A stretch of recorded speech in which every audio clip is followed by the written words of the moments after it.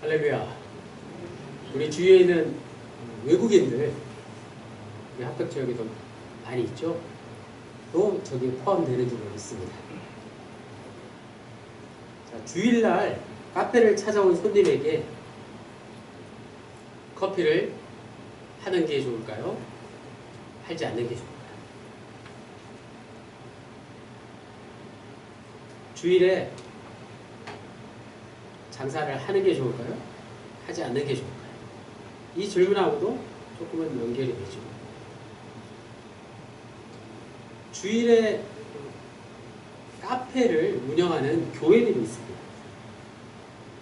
교회에서 운영하는 카페가 있어요. 먼저 이걸 가지고 의견이 다르다고 싸우거나 서로를 미워해서는 안 되겠죠. 그걸 전제로 함께 생각을 해보겠습니다. 어떤 이는 주일에는 당연히 카페를 운영하지 말고 교우들과 교제하면서 교우들과 함께 커피를 마시려고 교회 카페를 운영하는 것 아니냐 이렇게 생각할 수 있습니다. 그런데 다른 이는 주일에도 카페에 사람들이 앉아있기 때문에 외부에서 손님이 찾아오면 당연히 커피를 제공해야 한다고 생각할 수도 있는 거예요. 저는 후자를 택하겠습니다. 만약 주일에 외부 손님이 온다면 정성껏 기꺼이 커피를 대접하겠습니다. 물론 많이 오시지를 않기를 바랄 뿐이 많이 오면 힘들겠죠. 그때는 또 다른 문제가 있겠죠. 자, 이와 같이 우리가 살아가는 동안 이와 비슷한 일들이 우리 주변에 많이 일어납니다. 오늘 본문에 좀 구체적인 상황이 나옵니다. 안식일에 허리가 고부라진 여자를 고치신 예수님의 이야기입니다. 예수님의 치유 사건이 어느 날 일어났다고요? 안식일에 일어납니다. 예수님이 안식일에 일을 하신 겁니다. 당시 유대인들은 안식일에 절대로 일을 하면 안 된다고 생각했습니다. 그러면서 오늘 본문에 보면 자기가 키우는 가축들에게는 밥을 주기도 했죠. 유대인들의 생각과 예수님의 생각이 충돌하면서 오늘 이야기가 우리에게 무엇을 말하고자 하는지 함께 말씀을 따라가 보겠습니다. 10절에서 11절에 예수께서 안식일에 한 회당에서 가르치실 때에 18해 동안이나 귀신 들려 앓으며 꼬부라져 조금도 펴지 못하는 한 여자가 있다. 모두가 알듯이 안식일은 유대인들에게 절대적인 날입니다. 지금도 그렇죠. 회당은 오늘날 교회와 같이 유대인들이 함께 모여서 예배를 드리는 장소였습니다. 예수님은 주로 공생의 초기에 회당에서 말씀을 전하셨습니다. 사실 이 세상을 우리가 사는 동안 가장 중요한 날이 무슨 날일까요? 안식일과 같이 하나님께 예배드리는 날. 사실 모든 것을 다 멈추고 하나님께 예배드리는 날. 이것보다 더 거룩하고 더 중요한 날이 어디 있겠습니까? 주일은 우리의 생명, 우리의 존재와 또 우리의 구원과 하나님의 통치가 선포되고 거기에 귀를 기울이는 날이기 때문에 그렇습니다. 안식일은 천지창조와 출애굽 사건에서 시작됩니다. 우리가 잘 알고 있듯이 창세기 시작과 함께 나오는 천지창조의 말씀대로 6일 동안 세상을 창조하시고 마지막 날에 안식하셨다는 사실에서 유대인들은 일주일에 하루를 정해서 안식하는 것입니다. 또 유대인들을 애굽의 노예 신분으로부터 해방시켜준 날이 바로 안식일의 의미이기도 합니다. 안식일의 의미는 두 가지가 있는 겁니다. 안식일 개념의 뿌리인 창조와 출애굽은 거기에 머무르지 않고 더 확장되어서 인간의 존엄성을 가리킵니다. 인권이라고 하죠. 요즘 인권 문제가 초등학교부터 교육이 됩니다. 초등학생들에게도 인권을 가리키고 있습니다. 모든 사람이 초등학생부터 장애우로부터 외국인에 이르기까지 다 똑같은 하나님의 소중한 존재이고 하나님께서 지으신 피조물이라는 사실을 인정하는 것입니다. 인권의 뜻이 그거예요. 우리 모두가 다 똑같은 존재라는 것. 예외 없이 모두가 다 똑같다는 사실. 여기에는 왕이나 대통령이나 귀족이나 농민이나 천민이나 노예나 사장이나 노동자나 모두가 다 하나님 앞에서 다 똑같은 존재라는 사실을 인정할 수밖에 없는 날입니다. 인정할 수밖에 없는 것이 바로 신앙입니다. 우리가 이 사실만을 한시도 잊지 않고 기억한다면 결코 우리는 서로를 미워할 수 없는 것이죠. 우리는 결코 싸우는 일이 없을 거예요. 싸우지 않을 거예요. 모두가 다 똑같은데 왜 싸웁니까? 그러나 그게 잘 안 되니까 유대인들처럼 안식일을 십계명에 기록해 놓고 철저히 지키려고 했던 것입니다. 오히려 안식일에 해야 할 규칙보다 하지 말아야 할 규칙을 더 자세히 정해놓고 그것을 지키기 위해서 목숨을 걸었다는 것이죠. 오늘 본문에 이어지는 또 다른 한 장면은 안식일과 정반대되는 일입니다. 바로 18년 동안 허리를 펴지 못하는 장애우 여인이 해당 자리에 앉아 있었습니다. 척추에 염증이 생겨서 척추를 펴지 못하는 병을 앓고 있었죠. 이 여인이 안식일에 회당에 나왔다는 것 자체가 평범한 일이 아닙니다. 이런 장애를 가지고 있는 사람은 많은 사람들 속에 함께하기를 피하기 마련이죠. 사람들 틈에 낀다는 것은 매우 불편한 일이기 때문에 그렇습니다. 무시당할 수 있고 또 동정의 대상이 될 수 있기 때문에 그렇습니다. 대부분의 장애인들은 가능한 한 집에 머물러 있을 수밖에 없는 것이죠. 그런데 회당에 나왔습니다. 예수님이 오신다는 소식을 듣고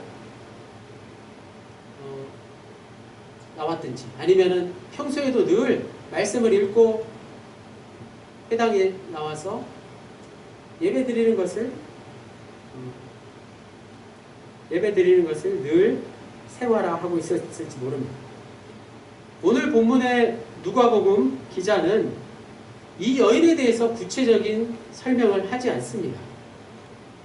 왜냐하면 말하고자 하는 핵심이 따로 있었기 때문에 그렇죠.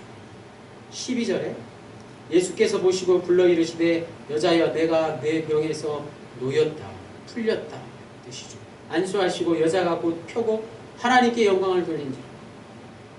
간단합니다. 여자에게 안수하자 그녀의 척추가 펴졌습니다. 그날이 안식일이었다는 게 중요합니다. 여자가 어떤 과정을 통해서 어떻게 기도하셨고 어떤 과정을 통해서 나았는지를 자세하게 기록하는 게 아니라 그 날이 안식일이었다는 것에 우리가 관심을 두어야 한다는 거예요. 예수님이 유대인들의 안식일에 대한 고정관념을 꺾으셨다는 것을 우리는 주목해야 하는 것이죠. 유대인의 안식일 준수에 대한 생각과 혹은 오늘 우리의 주일에 대한 생각과 예수님의 그 치유 사건이 정면으로 충돌한 것입니다.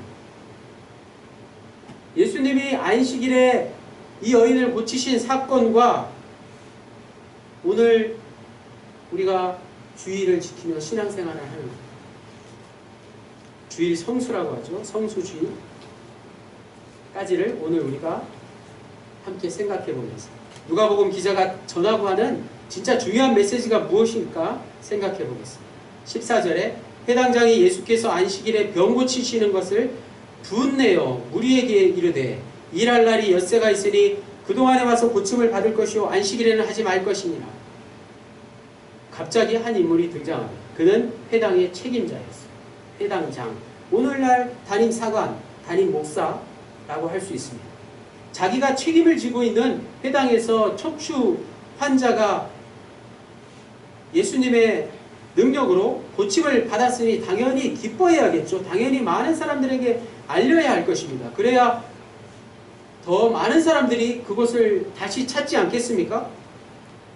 소문이 나서 많은 사람들이 그 회당에 모여서 그 회당이 더 커지면 좋은 일 아니겠습니까? 마찬가지 오늘 우리 교회도 병든 사람이 치유를 받아서 많은 사람들에게 알려져서 소문이 나서 합덕지역에 많은 사람들이 우리 교회에 오면 얼마나 좋은 일이겠어요. 담임사관도 당연히 그런 일이 있으면 좋겠습니다. 하지만 거기서 끝이 아니라는 거예요. 오늘 본문의 회당장은 오히려 화를 냈다는 사실, 전혀 예상치 못한 반응입니다. 그가 화를 낸 이유는 오직 한 가지, 무엇이죠? 예수님이 안식일을 범했기 때문에. 회당장이 예수님의 그 치유 사건을 트집 잡는 이유는 예수님의 공생애 중에 자주 일어났죠. 안식일에 병을 고치신 예수님에게 화를 내는 회당장의 주장은 전혀 근거가 없는 것일까요? 이 회당장을 오늘 우리 모두는 지금 잘못한 것이라고 알고 있습니다. 그러나 오늘 우리의 상황과 비교해 볼 때 어떤 것일까요?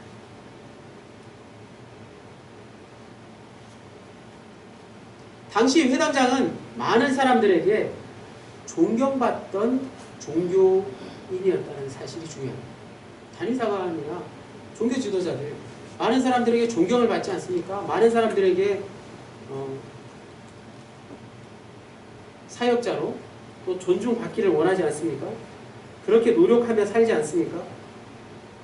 자기 스스로 악한 일을 한다고 전혀 생각하지 않는다는 것. 정의를 실현한다는 확고한 신념으로 결국에는 예수님을 십자가에 처형시키기까지 한 사람들 중에 하나입니다. 오늘 회당장, 본문의 회당장, 오늘 이 시대의 많은 사역자들이 그렇답니다. 전혀 비인격적인 사람들이 아닙니다. 비상식적인 사람들이 아닙니다. 고집불통도 아닙니다. 트집만 잡는 어떤 괴팍한 성격도 아닙니다. 자신의 생각과 행동에 대한 확고한 신념이 있기 때문에, 신념이 있었기 때문에 예수님 앞에서 도저히 예수님의 그 치유 사건을 참을 수가 없었던 것입니다. 회당장이 예수님에게 그렇게 얘기한 것은 이런 근거가 있는 것입니다. 예수님에게 불만이 있었지만 직접 따지지 않고는 가만히 있을 수가 없었던 것이죠. 구체적으로 회당장이 예수님에게 한 말이 이겁니다. 일할 날이 엿새가 있으니 그동안에 와서 고침을 받을 것이요 안식일에는 하지 말 것입니다. 매우 논리정연한 말이에요. 회당장은 예수님이 그 여인을 고치신 일을 부정한 게 아니었습니다. 다만 안식일을 피해서 그 일을 했어야지 라고 말한 거예요. 그렇죠. 생각해보면 18년 동안이나 척추염을 앓고 있던 사람이 하루 늦어진다고 해서 뭐 큰일이 나는 것도 아닐 것입니다. 당장 죽을 병도 아니었습니다. 단지 안식일만 피해서 그 다음날 치료를 받으면 되는데 왜 안식일에 굳이 이 일을 해야 하느냐? 나는 아주 논리정연한 근거를 가지고 예수님께 말씀한 겁니다. 안식일만 피하면 모두에게 좋은 일인데, 그러면 회당장이 중요하게 생각하는 안식일도 지키는 것이고 불행한 운명에 처한 사람도 구하게 되는 것이 될 수 있었을 것입니다. 매우 상식적이고 합리적이고 논리적이고 신앙적으로 잘못된 게 전혀 없는 것 같습니다. 회당장의 주장은 예수님에게 하나님의 창조 사역에 맞도록 안식일에는 제대로 휴식을 취하라 라고 충고한 것 아니겠습니까? 무엇이 잘못됐다는 겁니다. 15절 말씀. 주께서 대답하여 이르시되 외식하는 자들아, 외식하는 자들아, 너희가 각각 안식일에 자기의 소나 나귀를 외양간에서 풀어내어 이끌고 가서 물을 먹이지 아니하느냐? 회당장의 그 논리 정연한 말에 예수님은 외식하는 자들아 라고 말씀하셨어요. 그리고 안식일에 대한 구체적인 예수님의 입장이 오늘 말씀의 요절인 16절에 나옵니다. 우리 다같이 누가복음 13장 16절 읽겠습니다. 시작. 그러면 18해 동안 사단에게 매임받은 이 아브라함의 딸을 안식일에 이 매임에서 푸는 것이 합당하지 아니하냐? 이 매임에서 푸는 것이 합당하지 아니하냐? 이것이 예수님의 말씀입니다. 예수님 역시 회당장과 마찬가지로 안식일 자체를 부정하지는 않으셨습니다. 우리 몸과 영혼이 하나이듯이 형식과 내용 역시 하나여야 된다. 우리가 비록 세상에서 사는 동안 몸에 많이 치우쳐서 살죠. 몸을 잘 가꾸려고 하면서 살죠. 영혼 문제는 좀 밀어두고 그저 몸을 어떻게 하면 건강하게 또 기분 좋게 편안하게 살까? 솔직히 훨씬 더 많이 몸에 대한 생각을 하지 않습니까? 그러나 몸과 영혼이 하나이기 때문에 몸 생각만큼 영혼 생각을 해야 되지 않겠습니까?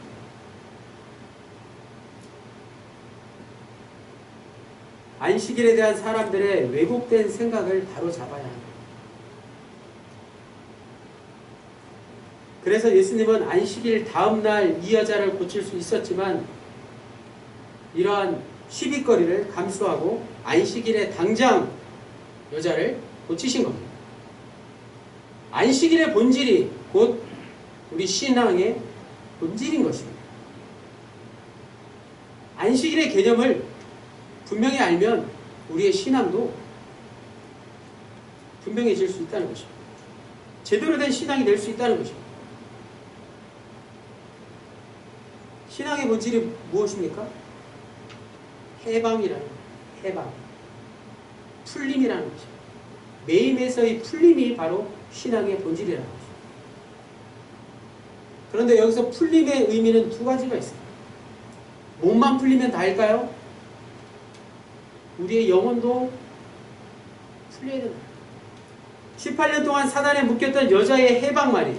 그런 일은 창조와 출애굽을 뿌리로 하는 안식일의 본질에 해당하는데 많은 사람들이 여전히 몸의 육체적인 해방만을 생각한다는 것이죠.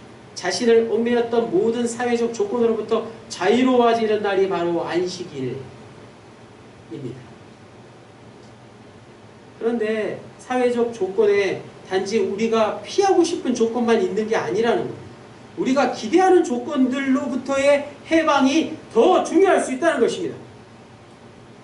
예를 들어서 부귀영화를 누리고 있다고 해도 그것이 나를 억누르는 것이라면, 부귀영화를 누리기 위해서 내가 가진 고생을 하고 있다면 그것이 무슨 소용이 있겠습니까? 그 부귀영화를 내려놓을 수 있어야 된다는 거죠. 다른 사람들에게 존경받고 부러움을 받는 많은 조건들로부터 내가 스트레스를 받고 있다면, 내가 더 높아지고 더 잘되고 더 존경받으려고 부단히 노력하는데 그 노력이 나를 힘들게 한다면 그것으로부터 해방될 수 있어야 된다는 것입니다. 이것이 신앙의 본질, 안식일의 참 뜻입니다. 우리의 몸만 자유로워지는 것이 아니라 우리의 생각과 우리의 영혼이 함께 자유로워지고 해방을 누리는 것, 그것이 안식일의 참 뜻입니다. 그렇다면 과연 우리는 이 안식일의 참 뜻을 누리며 살고 있을까요? 18년 동안 촉취형을 앓은 여인처럼 어딘가에 내가 사로잡혀 있지는 않습니다. 어딘가에 매여서 그것을 놓지 못하고 있지는 않습니다. 나를 묶고 있는 게 무엇인지를 알아야 되겠죠. 그런데 그건 자기 스스로 제일 잘 압니다. 교회를 오래 다녔지만 하나님의 말씀을 통해서 자유로워지는 게 아니라 각각 어떤 규칙과 인간이 만들어 놓은 모든 제도에 의해서 우리의 몸이, 우리의 영혼이 함께 병들어가고 있다면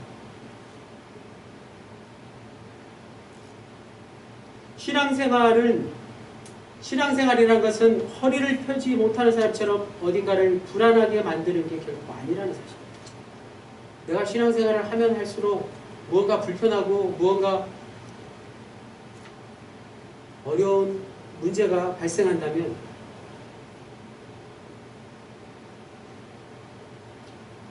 내가 한 행동으로 인해서 죄책감에 빠진다면 그거는 다 해방과는 거리가 먼 것들 아니겠습니까?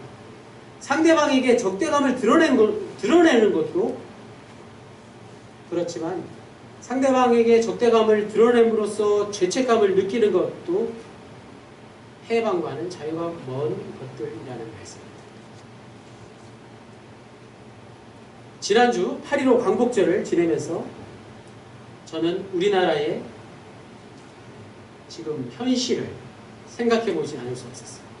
오늘 본문을 준비하면서, 오늘 말씀을 준비하면서 광복절을 맞이하니까 더 감회가 새로웠습니다. 왜냐하면 우리는 남북 평화 통일이라는 문제를 놓고 여전히 생각들이 다르기 때문이죠. 여전히 북한과는 상종도 하지 말아야 된다고 생각하는 분들이 있습니다.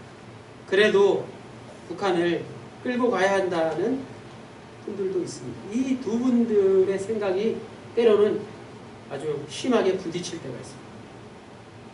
그런데 오늘 본문 말씀을 통해서 제가 든 생각은 이렇습니다. 남북 관계에 있어서만큼은 지금이 안식일이 좀 지나서 남북 평화 문제를 해결해야 되지 않을까 이렇게 생각한다면 그것은 곧 오늘 본문에 나오는 회당장의 생각과 별반 다르지 않은 것 아닐까.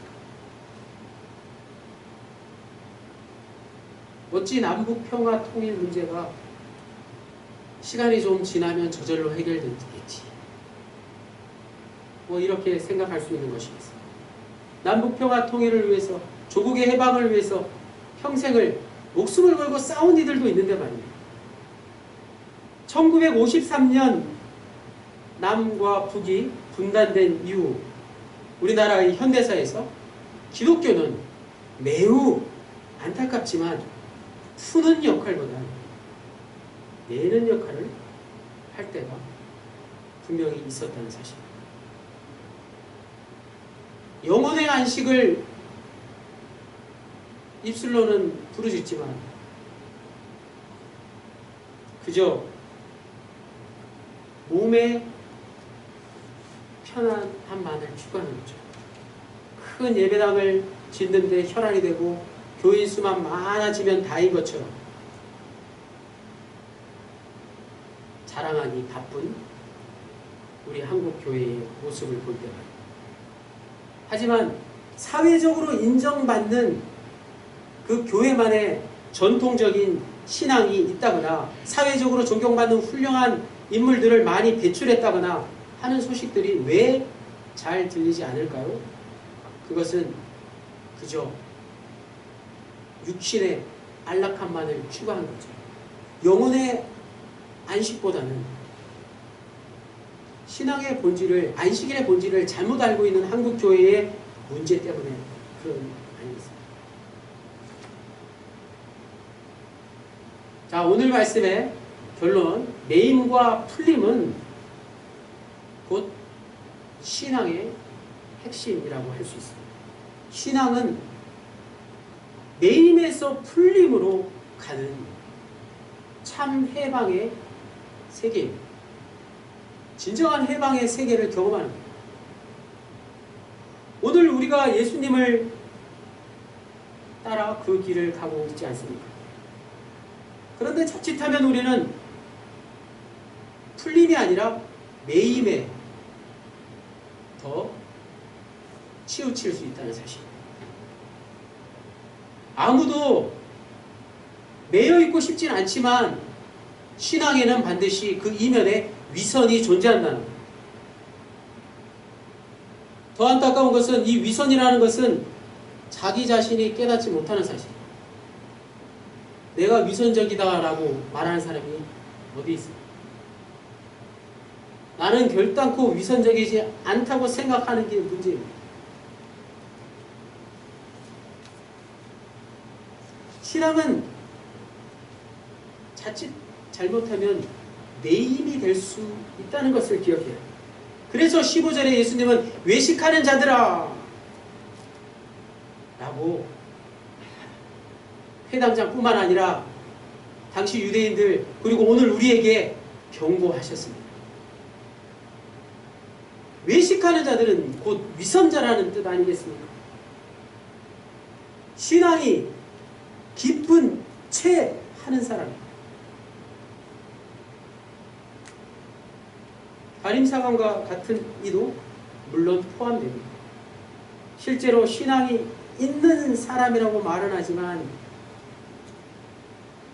신앙의 형식에만 안주하는 모습이 있다는 거죠. 나름대로 정말 열심히 하는 것 같지만 정작 자신은 그것이 위선인지를 깨닫지 못합니다.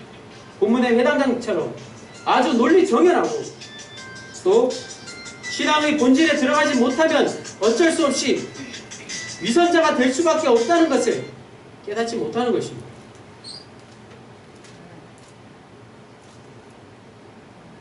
자, 그러나 오늘 말씀의 제목에 나오는 이 풀림의 역사가 오늘 우리에게 있기를 바랍니다. 신앙생활이 좀 어렵게 느껴지신다면 그것에 대한 문제의식을 분명히 느끼시고 스스로 그것을 해결하려고 노력하십시오. 성령님께서 고유한 방식으로 답을 주실 것입니다. 그러니 우리는 스스로에게 늘 이렇게 질문하지 않을 수 없습니다. 나는 실제로 신앙의 길을 가고 있는 사람인가? 아니면 신앙인 척 하고 있는 사람인가? 이 질문과 함께 성령의 도우심을 날마다 간구하면 우리는 더 이상 매임에 있지 않습니다. 매임에서 풀림으로, 위선에서 진정 해방으로 하나님께서 우리를 축복해 주실 줄 믿습니다. 신앙은 결국 교만이 사라지는 것이죠. 겸손해지는 것.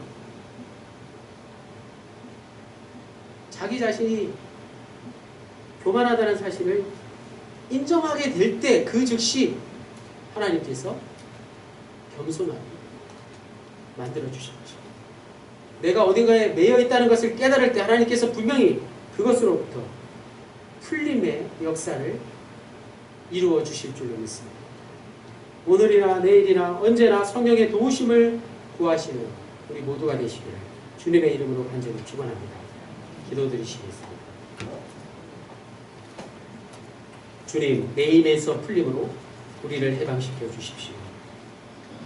성령께서 우리에게 참된 해방의 세계를 당신만의 고유한 방식으로 보여주실 줄 믿습니다.